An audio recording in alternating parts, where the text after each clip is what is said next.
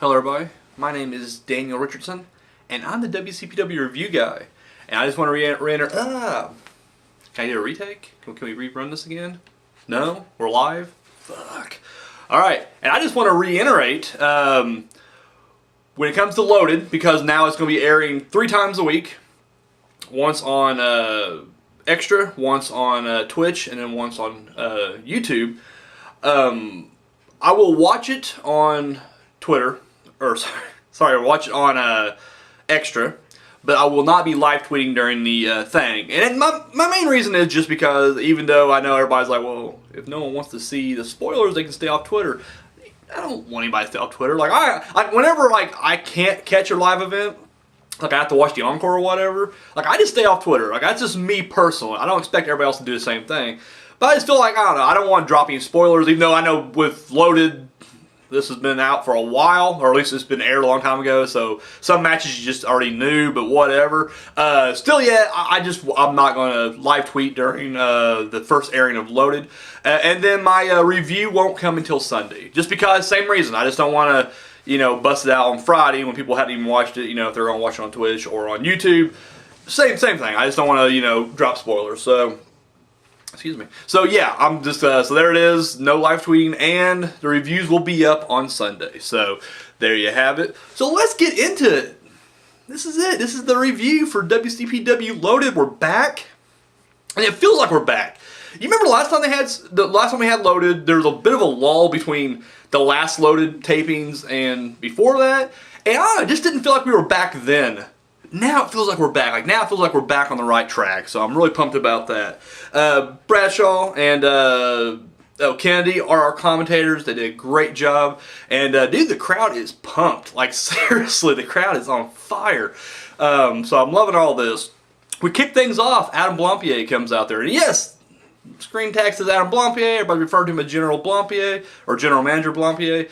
Just plumpy nonsense. You guys keep that crap on What Culture. We don't do that shit here in WCPW. Blampier. It's a respectable company, alright? A respectable company. So, he comes out and just kind of reruns through the fact that, no, we have not won, the whole fight back movement to, get the monetization things changed has, didn't work out, but they do have another source of income, apparently. So that's what they're doing right now. I'm still saying it's the $1 Million Man, Ted DiBiase. No. I don't care if that was a gimmick. It's him. This is the World Kayfabe. $1 Million Man showed up. It's like, you know what? I love Loaded. Here you go. Just drop a stack right there on the desk. And guess what? Bam. Loaded. So that's how I'm taking it right there. However, during this speech, out comes a Prestige. 4 of the 5. Or 4 of the 6. Stevie Aaron, is he... I don't know. Anyways, it was Hendry and BT Gunn, Joe Coffey, and El Aguero coming out. And they do look like a pretty awesome team. I'm not going to lie. We can see them all assembled right there coming out. Pretty impressive. So they come out, and of course they chase away Blampier, and then they just kind of give out the same kind of promo they've been getting out for months now. Just, hey, we're here, we're taking over, bring prestige back to wrestling, all that stuff. And then Blampier comes back out, and of course he... makes the match tonight, the main event, which is initially just supposed to be, oh my god, it was Marty Scurll, but, Kyle O'Reilly, that's it. Kyle O'Reilly and Marty Scurll going up against each other, in the main event. He changed that now to a #1 contender match. For Joe Hendry's world title. And then he also mentioned that next week Travis Banks is going to go up against Gabriel Kidd for the internet title. And then, but he says right now, since they're all in the ring, this is like my favorite line of the night. He's like, you're all in the ring, you guys are all oiled up, and you're looking adorable. But here's your match right here. And then out comes Gabriel Kidd, Martin Kirby, Primate, and Rampage. With Prince of Me in their corner, and they are dubbed the Curb Crawlers. And so up next it is a no DQ match. The Prestige going up against the Curb Crawlers with Prince of Me in their corner. So that kicks things off right there. And this is not a wrestling match. This is just an out-and-out brawl. Mostly all on the floor, and it's freaking chaos. I love it. I'm a fan of like this insane hardcore wrestling. Like, I don't know, some people don't like it. I love it. Just 2 guys battling over the arena. I'm good. You make this, multiply that by 4. You got 8 guys just battling it out. even better. Awesome moment there. Kid goes up to the top and hits a moonsault on the entire group down below. And then immediately following that, Prince Mean goes up there, pulls out the magic carpet for a whole new world. Takes the ride right there. And a little funny bit too, which I don't know, that didn't seem to get much laughs from the crowd, but I thought it was funny. Like Kirby gets up from this entire like mess of bodies and he's wearing, you know, the hat of a Mean. Like he's just, it was such a chaotic mess that it just happened. I thought it was funny. Anyways, battle keeps continuing. It's one of those things where like, everybody's battling outside and then like 2 people will enter the ring. And then someone gets knocked out and then another guy comes in. But while that's happening, the mess outside is going on. There was a really cool moment there. They end up, Coffee and El Ligero hit like this wheelbarrow like bomb thing combo. I don't know. It was pretty amazing right there. I really liked it.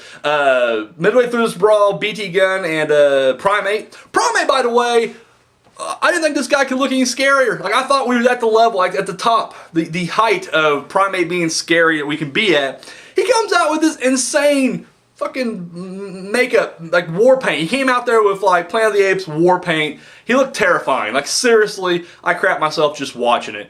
Anyways, him and BT Gun start battling all the way back to the back, kind of taking both themselves out of action at this point, which I'm just going to assume that this battle just kept going, because like Primate ain't gonna stop. He ain't gonna stop. So in my mind, it went further than the backstage area. They're out. It basically went out right out there in Leicester and just started beating the shit out of each other in the street. Still going on right now, actually. It's up here, anyways. So that's going on right there. So everybody's in the ring, and once again, it's still we're getting people coming in and out.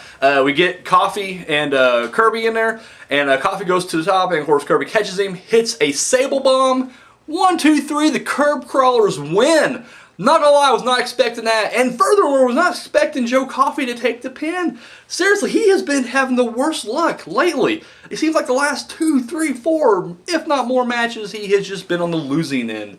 Like he qualified for the finals, and then that was it. Like he was just like, I'm done after that, and he's just been getting his ass stomped ever since. So yeah, huge win for the Curb Crawlers. I'm liking this. Like, I mean, once again, it is like a great stable. Like all WCPW regulars, WCPW originals, if you will, band together to take out the Prestige. I love it. So yeah, maybe I'm finally gonna get my elimination match. Like maybe finally I'm gonna get my Survivor Series match. We're gonna get a War Games match of it. I don't know. It's all uphill from here. I'm loving it. During this point, before we get the next match started, during the commentary, we are told that Stevie Aaron was suspended for his interference in the match a couple months back or a month back or whenever it was. And I'm just like, really, this is so ridiculous.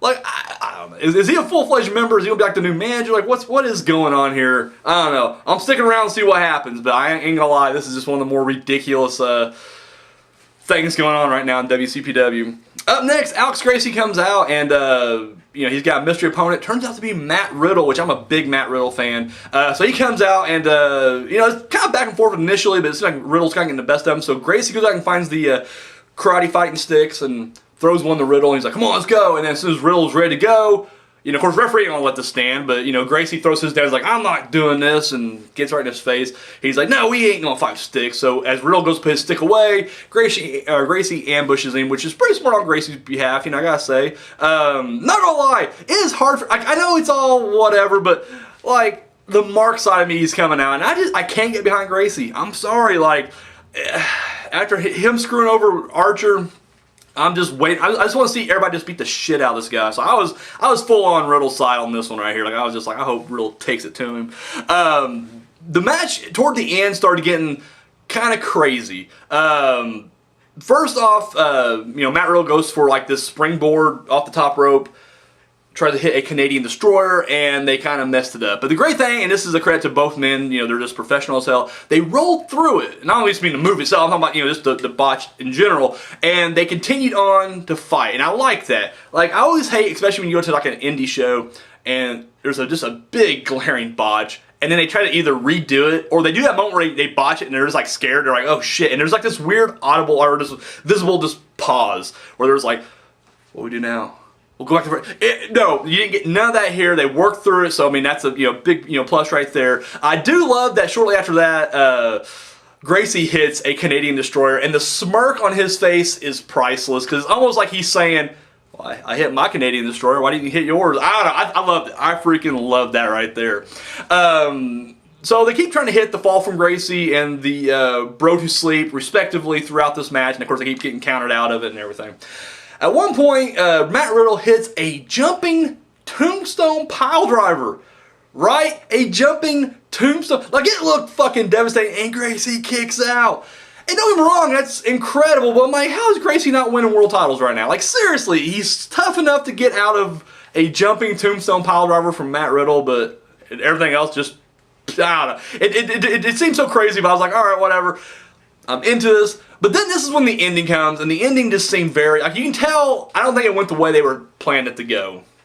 I'm not sure exactly what they were going for, but you can just tell they had to kind of improvise it because it was going weird. Anyways, Riddle goes to pick up Gracie for the bro to sleep. Ref gets bumped, he goes down, and of course as Gracie gets out of it, he hits a low blow. So Riddle's down with the low blow, and he goes for the, he goes outside to grab something. I'm guessing he was looking for the fighting sticks they had earlier, but he can't find them. At this point, Riddle's already back up, so it's just this weird, awkward moment, and then of course, Gracie gets back in the ring, and then it's just like, kind of fumbling around, he gets him up for the bro to sleep. However, he rakes the eyes, hits the fall from Gracie, and then he turns him over, and there's a long period here. And the referee's groggy. The referee comes over there and he kind of hits the first one, but then the next two are like normal. It was just a weird thing.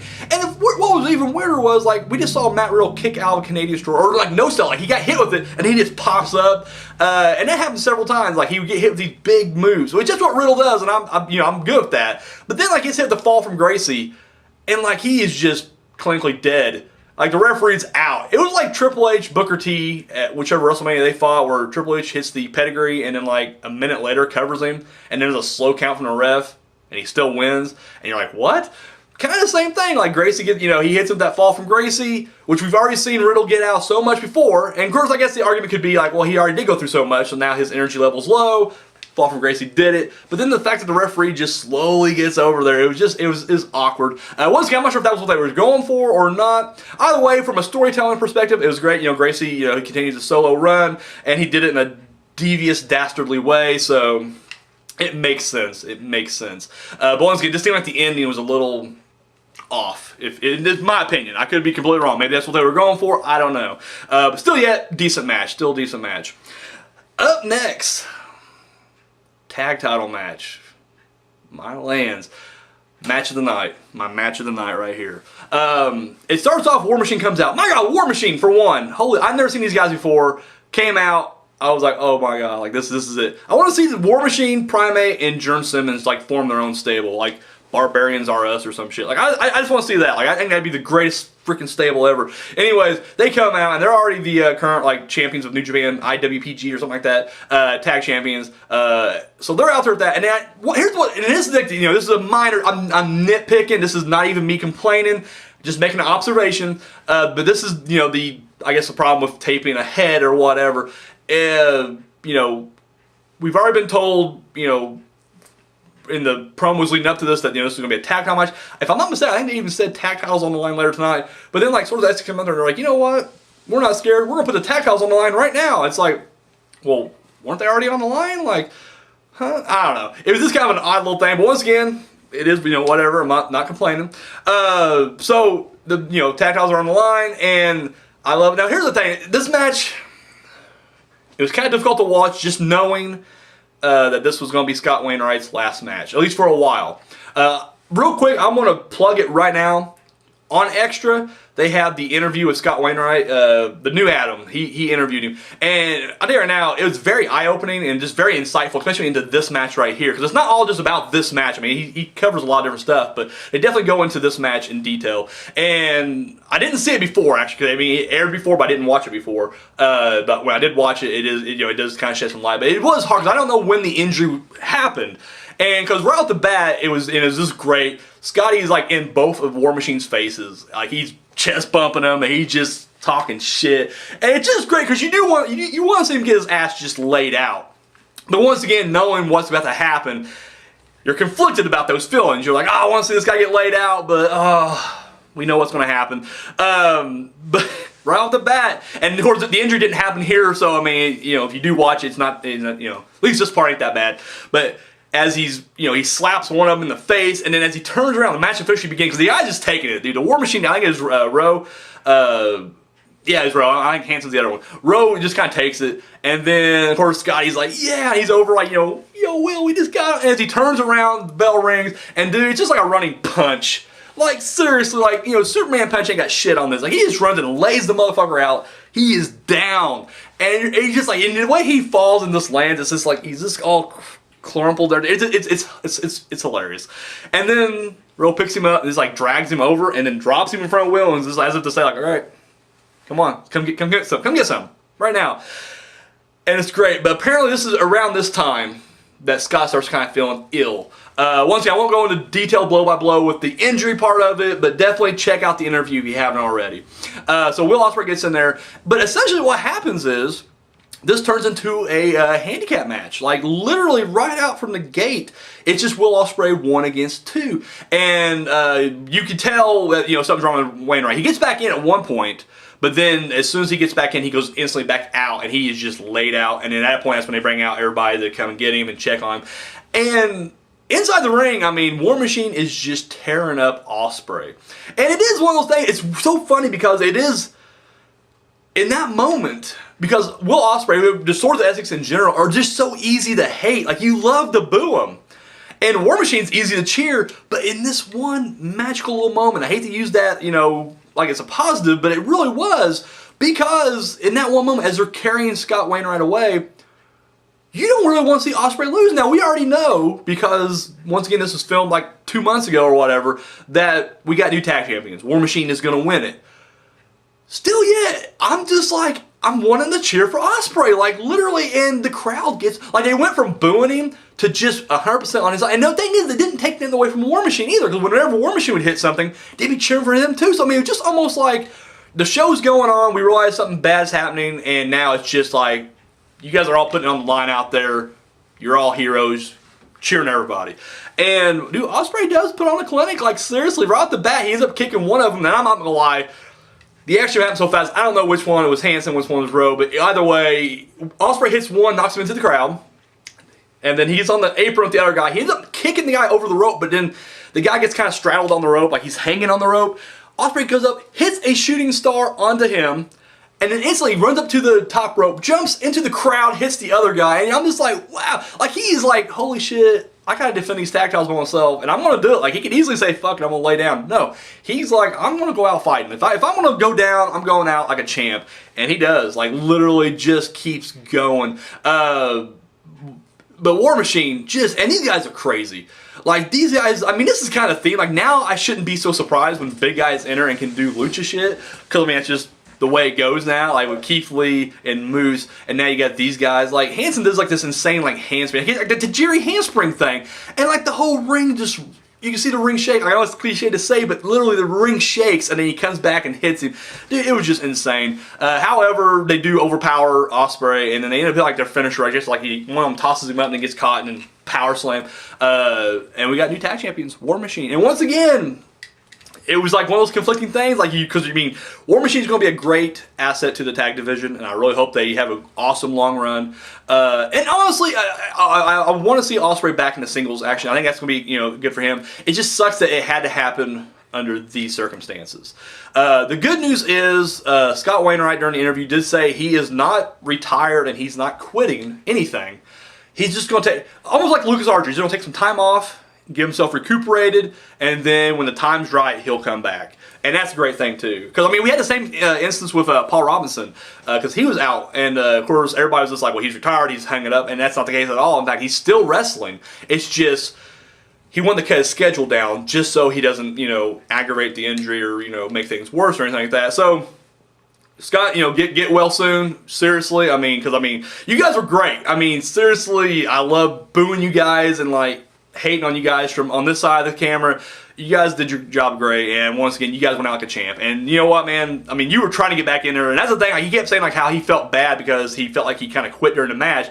But you can watch the footage. Like, he's trying to get back in there, but he physically can't, you know. So, I mean, once again, get well soon, man. We can't wait to see you back here. But I think, like I said, look at the silver lining in all this. You know, War Machine now, they're new tag champions. They're going to be dominant as hell. And Will Ospreay, he's going into the World Cup Finals. I think he's going to do really good. I don't think he's going to win. That's just my personal opinion. But I think he's going to do really good. I hope to see him in the finals. I really do. Either way, there it is. So that was, you know, so my match of the night right there is incredible. Afterwards, we get a promo with the War Machine. Now they have 2 titles strapped to them, you know. And yeah, they're just telling everybody, putting everybody on notice and come get some. And of course, I believe they're fighting Kings of the North next week on Loaded. So, like, next week's Loaded it looks like Loaded Night of Champions. Like, seriously, internet title's on the line, the world title's gonna be on the line, tag title's gonna be on the line. Like, oh my god, like, this is gonna be incredible. We just need to get the women's title and hardcore title. There we go. This even it out right there. So there you go. Up next, it is the world title #1 contender match between Kyle O'Reilly and Marty Scurll. Now, there are 4 matches, and I always rank them top match to the least, and I don't quite know why. I think it's just I don't know. This was my least favorite match of the night, and it wasn't a bad match. It was an enjoyable match. It was good. I don't know why. But as I'm ranking them, I'm just like, wow, I really love the big 8-man brawl. Ending aside, I really enjoyed the Gracie Matt Riddle match. Like, I just love both guys. So, I mean, maybe I'm just biased. I just like that. Once again, the tag match was just epic and emotional, so I love that. And so this was just kind of like the extra match. And I think maybe even after watching the tag match, I'm just kind of like, oh, I'm drained, like emotionally drained. Like, and I'm just like, so I don't know. There's no disrespect against, you know, either, you know, competitors. I love them both. This is just my least favorite match. I can't really explain it other than that. Just, I don't know. I ranked them, boom. And it's not a bad match, so don't get twisted. I enjoyed the match, but just, it's my 4th ranked match out of 4 matches. We'll put it that way. But this, like I said, this was really good. This is very evenly matched between the two. And what was great was, like, they were literally, like, you know, the crowd's clearly behind Marty. And this is great because he kept doing this thing where he kept trying to go for the fingers, to break the fingers. And it's awesome because it's just like the crowd is literally just like, oh, we're waiting for it. And they keep shh. But then every time he'd go for it, Kyle O'Reilly would break out somehow. And, yeah, boos. Like, deafening boos whenever it's like, boo, you need to get your fingers broke, dick. Anyways, Scurll did this great moment where Kyle O'Reilly has the Armageddon on him, and he just lifts him straight up. I mean, raw power, and then just power bombs him right there, which was just freaking awesome. One of my favorite moments, too, was, you know, Kyle has the... like a leg lock. Yeah, he grapevines the leg, goes for a leg lock on Marty. Well, Marty goes ahead and grapevines the leg that's, you know, on him, and does a leg lock as well. So you got like this double leg lock, and they start like smacking each other. I mean, it was back and forth all the way. Marty finally does get the finger break, which I was so happy. I wince every time. There's not been a moment when he did that where I don't know. Ugh. Like, every time I see him, I'm just like, oh fuck. But he gets the finger break finally, and then after that, he goes for like, it looks like he's going for like an octopus hold, but then he just drops down on it. 1, 2, 3. Marty wins. New #1 contender for world title. And as he's out there celebrating, out comes Joe Hendry, swings the belt on him, but he ducks. And of course, Scurll goes for the umbrella, one of those expensive 2,000-pound umbrellas. Swings it at him. Of course, Hendry, you know, gets out dodge, but he leaves his belt behind. And of course, there's Marty holding the belt up. He's looking at it. You know, could this be the future? Could this be the future? That's how we end the in-ring stuff right there. We cut backstage. Gabriel Kidd leaving. Gabriel Kidd's packing his bags. He's ready to go. And out of nowhere comes Travis Banks and attacks him. Didn't even know he was in the building tonight. Didn't even know he was in the building tonight. Like, I realized that the promos were all cut out of sequence. So, I mean, because I know this was shot the Japanese qualifier. So, obviously, I don't care. Kayfabe-wise, it was incredible because I was not expecting it. Banks comes out of nowhere, attacks Kidd, beats him down, and then drapes a Prestige t-shirt on him. Let him know, hey, I'm coming for that belt. And he leaves. And that was Loaded right there. I gotta say, I mean, as final thoughts go, once again, all the matches were really good. They all provide something different. That's what I like about WCPW. It's not just the same thing. It's always, you know, it's a smorgasbord. It really is. I'm not gonna lie. I feel like we know Marty's not going to win, and it's no reason I wasn't too excited about the #1 contender match. It's just like, I know Kyle's already in NXT, so I knew he wasn't going to win, so I knew Marty was going to win it. But it just feels like well, he's not going to do it. Like, I just feel like there's no real hype behind Marty winning that #1 contender spot. Like, there's no previous storyline. So, I don't know. I just felt like a little lackluster. And I just know that next week, Hendry's going to retain, like, regardless. So, I don't know. Maybe that's the reason that, that last match kind of for me. And once again, I'm sure Gabriel Kidd's going to retain next week as well. But it is kind of a cool story having all the prestige going for the belts. Like, but I do want to see, they got the hardcore title and the tag title they need to go after, and guess what? We got some pretty big barbarians holding all 3 of those belts, or tag belts, and you know what I mean. 3 straps. So yeah, but as far as Loaded goes, I really enjoyed it. Glad to have it back. Glad to be doing this weekly again, as opposed to, once every so often. So yeah, I enjoyed it. Let me know what you guys thought of Loaded in the comment section down below. And yeah, so next week, same thing. I'll watch it Thursday, and then we'll drop the review on Sunday. So yeah, catch me next week on Sunday. That's all I got, guys. Share and subscribe if you haven't already. Show this video that thumb and love, and my Instagram, Twitter, and Facebook is all down below. So hit me up there, and that's all I got, guys. Thank you for watching. That's all I got.